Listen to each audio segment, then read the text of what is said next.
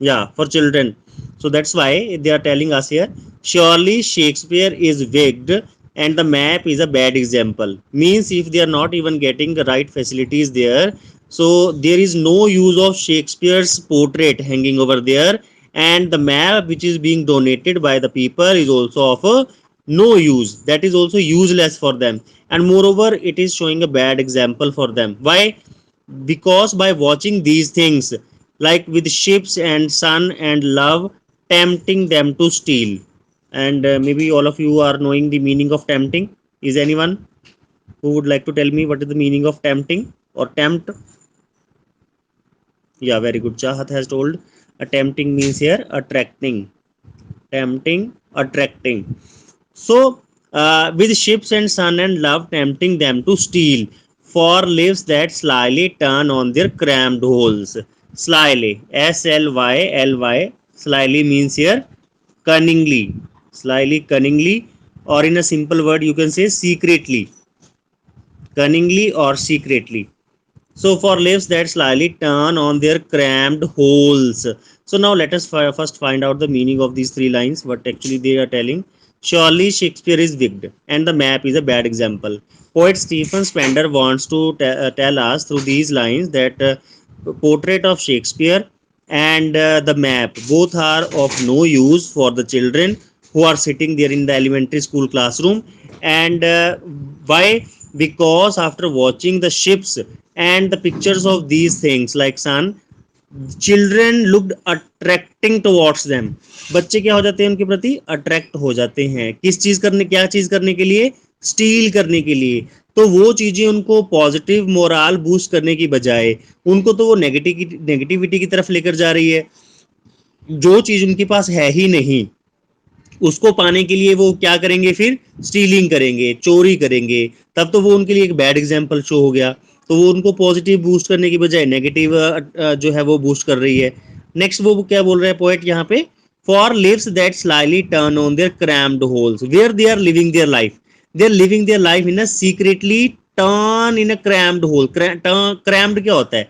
Crammed means here crushed. Cramped means here crushed, जो कुचले हुए। होल्स यानी कि नैरो स्ट्रीट्स में, गलियों में, छोटे छोटे होल्स में, ए हॉवल्स में वो बच्चे जो है वो अपना जीवन बसर कर रहे हैं। Means they are living in a very, you can say tough condition, in a very problematic condition. And from fog to endless night. From fog, the word you have studied here, from fog. Would you please tell me which poetic device is being discussed here? From fog. Anyone? Any wild guess? From fog. Which poetic device it is? Yes, Ravnoor, Chahat, Mani, Akashdeep has answered. It is alliteration, है ना? Because it begins from F and fog begins from F. So from fog it is alliteration. अच्छा, अगर from होता तो क्या होती poetic device? अगर from लिखा होता, या then it will be repetition, तो उसको रेपिटिशन पोएटिक डिवाइस हम बोल देते। जैसे आपके पोएम फर्स्ट स्टेंजा था आपका, जिसमें हमने फार फार पढ़ा था, तो वो रेपिटिशन था। तो यहाँ पे आ गया आपका एलिट्रेशन। या good, now all of you have got through. From fog to endless night means they are spending their life in a very narrow area, tight area, and where the basic facilities are not even given by the authorities. And fog area का represent करने का मकसद क्या है? Means जो uncertain है। And endless night which is never gonna end means they are living their sorrowful life there on their slag heap. Slag means here useless, heap होता है ढेर, वेस्ट मटेरियल का। These children wear skins peeped through by bones and spectacles of steel with mended glasses like bottle bits on stones. ये तीन line का meaning देखते हैं पहले। क्या बोला उसने यहाँ पे? On their slag heap these children wear skins peeped through by bones. ये बच्चे क्या करते हैं?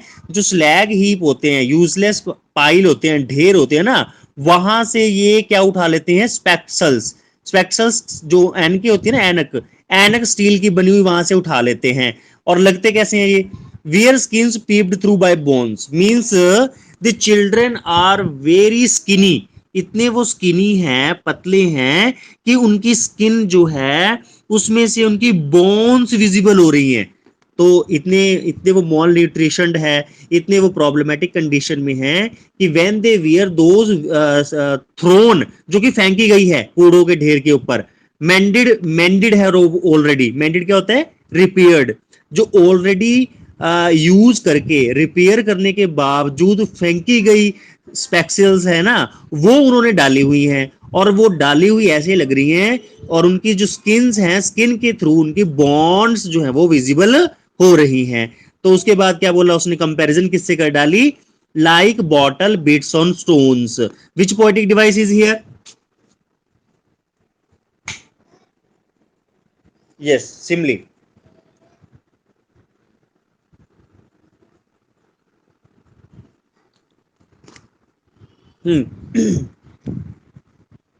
तो जैसे पोएट ने बोला यहाँ पे like bottle bits on stones, तो यहाँ पे क्या बताना चाह रहा है वो? जैसे कि जो स्टोन्स स्कैटर्ड होते हैं ना ग्लासेस के साथ, जो है अटैच्ड होते हैं, बिल्कुल ऑकवर्ड लगते हैं, और वो स्टोन्स वैसे ही विजिबल हो जाते हैं ग्लासेस के साथ अटैच्ड, एंड ऑकवर्ड लगते हैं, बिल्कुल अजीब लगते हैं। तो वैसे ही जो बच्चे वहां पे बैठे हैं, जो स्पेक्सल्स डाल रहे हैं स्टील वाली, और पहले से ही वो मेंडेड है, रिपेयर्ड है, वो बच्चे उन्हीं की तरह लग रहे हैं जैसे स्टोन्स के साथ ग्लासेस अटैच्ड थ्रोन किए गए होते हैं।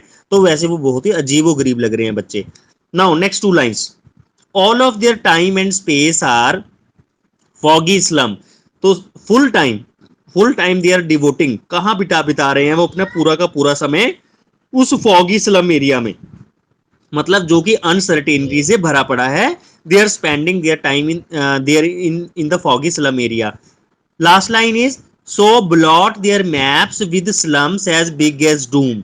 सो ब्लॉट क्या होता है? ब्लॉट होता है धब्बा, स्टेन जिसे आप कहते हैं, मार्क भी कह सकते हैं। So blot their maps with slums as big as doom. Doom disaster को भी बोलते हैं, हेल को भी बोलते हैं, नरक को, HELL, हेल। तो अब लास्ट लाइन में पोएट स्टीफन स्पेंडर ने हमें क्या बताया कि उनके लिए जो मैप वहां पे टंगे गए हैं ना, वो उनके लिए ब्लॉट है, स्टेन है, धब्बा है, and slums as big as doom, और जो वो स्लम एरिया है वो उनके लिए डिजास्टर है, यानी कि उनके लिए वो हेल है। Now now let me clarify once again the full stanza, third one here again, so that you may get the real meaning of it. In the third stanza, poet Stephen Spender want to give emphasis while telling us that the portrait of Shakespeare and the map which is being donated by the people are of no use at all for these slum children. Why? Because after watching these things like ships or suns, these children attracted towards those things to steal, and that is the negativity. If they started stealing the things, then how their future will be secure and good? So they are showing the bad example, and the children where they are living, that place is cunningly or secretly crammed, means crushed. They are not living in a proper condition or in a good condition, and the area is too much suffocated.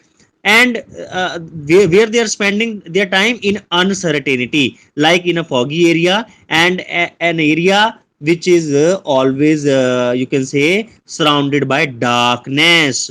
On their slag heap, these children wear skins. After that, poet Stephen Spender tells us that their condition is very poor. Means their bones are even visible through their skin. They are very skinny. They are very, you can say, bony. And moreover, they are wearing thrown spectacles already, which is thrown by the people, and even it was mended. And lastly, he has compared those children with the like bottle bits on stones, like bottles are being thrown with the attached glasses, and in the same manner these children were looking very awkward.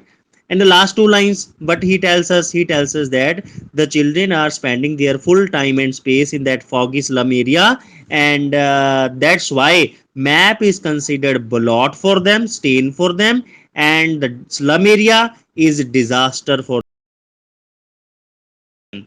Okay, now let me ask whether you have understood the third stanza, or you would like to ask any question.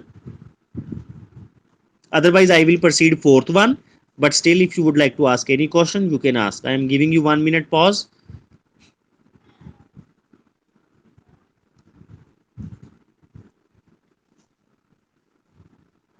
See, we can say otherwise. See, what actually the problem is not for the children. The problem is according to system. The problem is system here because nobody is bothered about the condition of these children. Each and everyone is bothered about their own condition. Like the people who has to give, you can say, you can say relaxation for these children, or the people they are not even bothered for them. Slag बच्चे you best material के लिए कहते हैं. Slag SLAG waste material के लिए कहा गया है. हीप होता है ढेर, पाइल जो यूजलेस मटेरियल होता है ना उसका ढेर जो लगा होता है वहां से जो बच्चे हैं वो उठा के वो स्पेक्सल्स जो है डाल रहे हैं and they are looking very you can say awkward. So shall we proceed for the fourth stanza. Okay चलिए देन फोर्थ स्टेंजा देखिए सभी बच्चे. फिर आप इसको दोबारा बाद में वीडियो में भी देख सकते हो अगर आपको कुछ समझना हो दोबारा से. Otherwise I am available even if you would like to ask.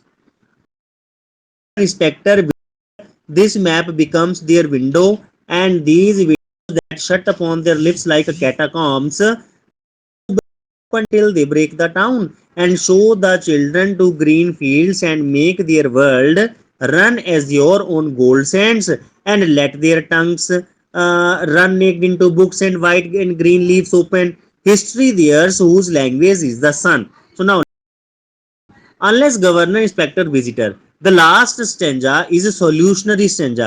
Means in the last stanza, poet Stephen Spender want to give the suggestion or conclusion, or you can say the solution to solve the problem of these children. And what suggestion he has given? उसने कहा जब तक governor, inspector और कोई visitor यहाँ नहीं आएगा, मतलब उनको आना पड़ेगा एक दिन यहाँ पे. This map becomes their window, मतलब इनमें से कोई भी पर्सन जब आएगा ना तब जाके ये जो मैप लगा है ना यहाँ पे ये इनकी विंडो बनेगी. And these windows that shut upon their lives like catacombs, और ये जो रियल विंडोज जो खिड़की लगी हुई है यहाँ क्लासरूम में जो कि इनकी लाइफ को शट कर रही है, बंद कर रही है. कैसे कैसे बंद कर रही है? जैसे कि कैटाकॉम्स. कैटाकॉम्स का मीनिंग नीचे दिया हुआ ग्लॉसरी में. अंडरग्राउंड ग्रेव्स के लिए यूज करते हैं, केव्स के लिए यूज करते हैं जो चारों तरफ से बंद होता है. तो कहते हैं ये जो जब पर्सन आएंगे यहाँ पे, सेलिब्रिटी हो गया, गवर्नर हो गया, इंस्पेक्टर हो गया ना, then only these map will become their real window. और जो रियल विंडो ऑलरेडी क्लास में है, शट करके रखा हुआ है, ये फिर काम नहीं करेंगी. break or break it open till they break the town. So means indirectly he is telling us that we should have to break the chains or restrictions imposed on them. जो हमने चेन उनके ऊपर डाली हैं या जो restriction उनके ऊपर इम्पोज की गई है ना उसको हमें ब्रेक कर देना चाहिए. Otherwise they will break the town. Otherwise later they can show the movements, वो मूवमेंट्स कर सकते हैं, आंदोलन कर सकते हैं और उससे तो सभी का ही नुकसान होता है. तो it is better they will start doing these things. We should have to break those chains imposed on them. After that and show the children to green fields and make their world. और poet suggest कर रहा है कि इन बच्चों को green fields दिखाए जाएं. मतलब इनडायरेक्टली वो कहना चाह रहा है इनको ओपन नेचर में लेके जाना चाहिए. इस चार दीवारी के बजाय इनको ओपन नेचर में लेके जाएं. And make their world run azure on gold Sands. Azure क्या होता है? Deep blue. AZURE azure. Azure means deep blue. तो पोएट ने क्या कहा कि इनको ओपन फील्ड्स में लेके जाओ, नेचर में लेकर जाओ और इनके वर्ल्ड को कैसे बना दो?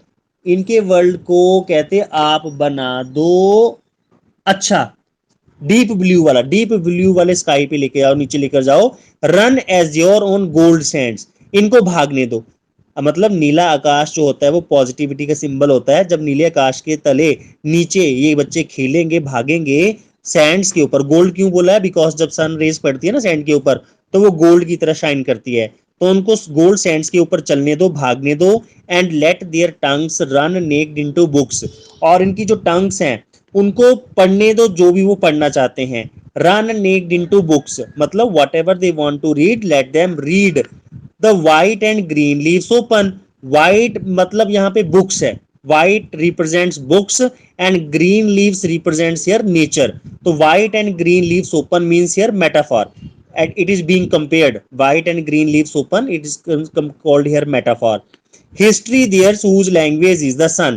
तो यहाँ पे एक सब्जेक्ट को लैंग्वेज के साथ कंपेयर किया है, then it is also metaphor. History theirs whose language is the sun. What actually the poet want to tell us indirectly, if these students will study in open in a natural environment and no restriction will be there, definitely they will also be in the books of history if they will read in whatever the other students getting in the open nature under the sun. नीचे सन के अगर ये पढ़ेंगे, open nature में पढ़ेंगे, तो definitely इनको भी हिस्ट्री की बुक्स में नाम मिलेगा.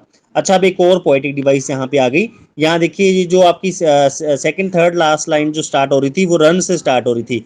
Run azure on gold sands. उसके बाद जो next line second last start हो रही है वो भी रन नेक्स्ट से. Definitely it is anaphora. Very good. So जब कंसेक्यूटिव लाइंस एक ही वर्ड से स्टार्ट होती है, जैसे हमने पहली लाइन पढ़ी रन एज योर, और उसके बाद आगे अगली रन नेक्ड, तो ये रन और रन से ही स्टार्ट हो रही है दोनों कंसेक्यूटिव लाइंस, तो ये पोएटिक डिवाइस कहलाई जाएगी एनाफोरा. तो it will be called anaphora. तो all of you just note it down there it in your books. तो दोनों में रन से स्टार्ट हो रही है सेंटेंस, तो it is called anaphora poetic device. Metaphor मैंने आपको पहले बता दिया, एंड यहाँ पे आ गया आपका anaphora. Now let me conclude what we have studied in the fourth stanza. Poet Stephen Spender wants to give the solution in the last stanza while telling that when people like governor, inspector, visitor will come there, then only this map will become their real window. But the window which is already there in the classes, which has shut their lives like catacombs, like graves, we should have to break the restrictions. We should have to break the chains which are imposed on them. Otherwise, later they will break the town. And we should have to show these children green fields, and we should have to make their world bright. How? When they will run under deep blue sky on the gold sands, and when they will start reading with their tongues the books whatever they liked, and when they will read the books whatever they like, and when they will read in open nature, green leaves open, in the open environment, in natural environment, definitely they will be remembered in the books of history when they will do these each and everything under the sun. So dear student, this was the explanation of the fourth stanza, and I'm hoping all of you have got the real meaning of the fourth one. Still, if you would like to ask any question, you are welcomed.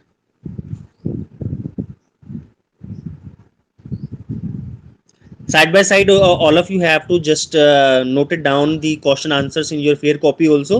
आपने fair copy पे भी इसको करते रहना है साथ साथ में, ताकि आपकी स्टडी जो है साथ साथ में रिवाइज भी होती जाए. बीबीसी कंपेनियर और कॉम्पैक्टा को भी साथ में टच रखना है आपने. And for your kind information, syllabus 2 Flamingo chapters, 2 poetry from Flamingo and 2 Vistas chapters we have completed. And from writing section, notice writing, advertisement writing, letter to editor writing, we have already discussed in our online classes. So आप इस सभी को touch रखें, अपने आप को revise करते जाएं सिलेबस के साथ. और for your queries you are always welcome. जब भी आपको कोई क्वेश्चन हो तो आप पूछ सकते हो, एंड फेयर कॉपी साथ साथ में मेंटेन करते जाएं. फिर भी किसी को कोई डाउट है रिलेटेड टू सिलेबस और related to the poem, you can ask now dear students.